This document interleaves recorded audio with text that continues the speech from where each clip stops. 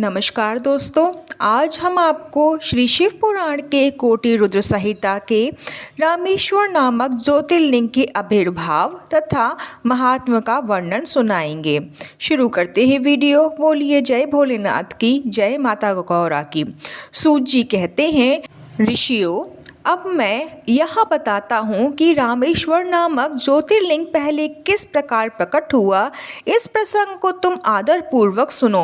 भगवान विष्णु के अवतार में जब रावण सीता जी को हरकर लंका में ले गया, तब सुग्रीव के साथ 18 पद वानर सेना लेकर श्री राम समुद्र तट पर आए। वहाँ वे विचार करने लगे कि कैसे हम समुद्र को पार करेंगे और किस प्रकार रावण को जीतेंगे। इतने में ही श्री राम को प्यास लगी। उन्होंने जल मांगा और वानर मीठा जल ले आए। श्री राम ने प्रसन्न होकर वह जल ले लिया। तब तक उन्हें स्मरण हो आया कि मैंने अपने स्वामी भगवान शंकर का दर्शन तो किया ही नहीं, फिर वह जल कैसे ग्रहण कर सकता हूँ। ऐसा कहकर उन्होंने उस जल को नहीं पिया। जल रख देने के पश्चात रघुनंदन ने पार्थिव पूजा किया। आह्वान आदि 16 उपचारों को प्रस्तुत करके विधि पूर्वक बड़े प्रेम से शंकर जी की अर्चना की।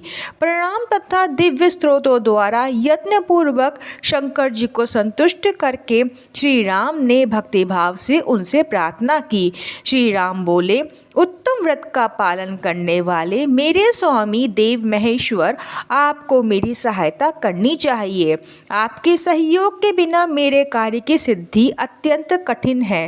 रावण भी बड़ा ही भक्त है, वह सबके लिए सर्वदा दुर्जय है, परंतु आपके लिए वह वरदान से वह सदा दर्प में भरा रहता है।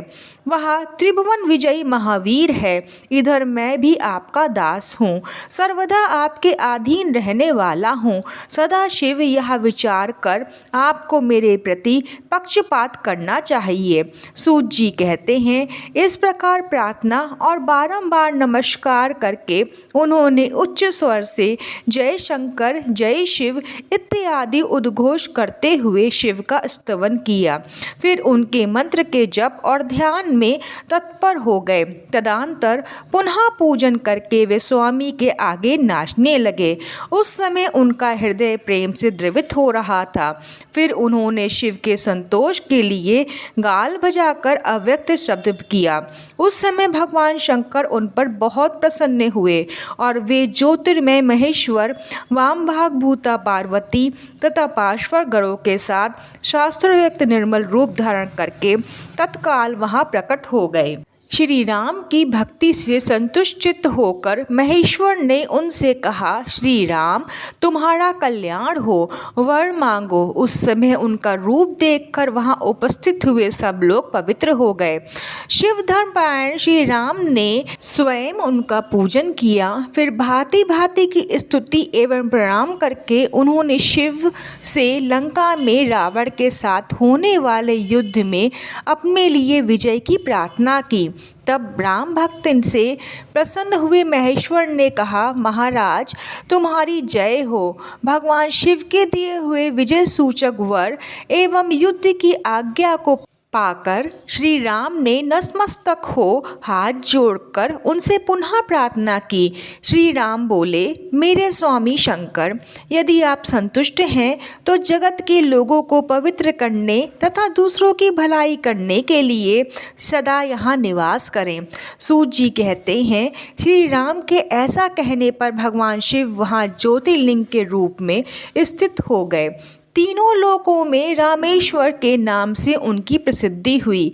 उनके प्रभाव से ही अपार समुद्र को अनायास पार करके श्री राम ने रावण आदि राक्षसों का शीघ्र ही संहार किया और अपनी प्रिय सीता को प्राप्त कर लिया। तब से इस भूतल पर रामेश्वर की अद्भुत महिमा का प्रसार हुआ। भगवान रामेश्वर सदा भोग और मोक्ष देने वाले तथा भक्तों की इच्छा पूरा करने वाले हैं। हैं।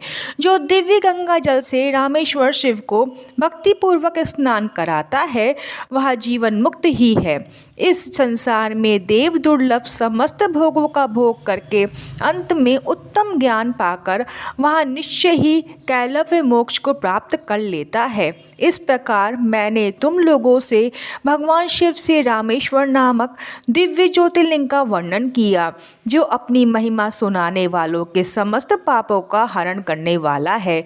बोलिए जय भोलेनाथ की, जय माता पार्वती की। फिर मिलते हैं एक नई वीडियो में, तब तक ओम नमो भगवते वासुदेवाय नमः।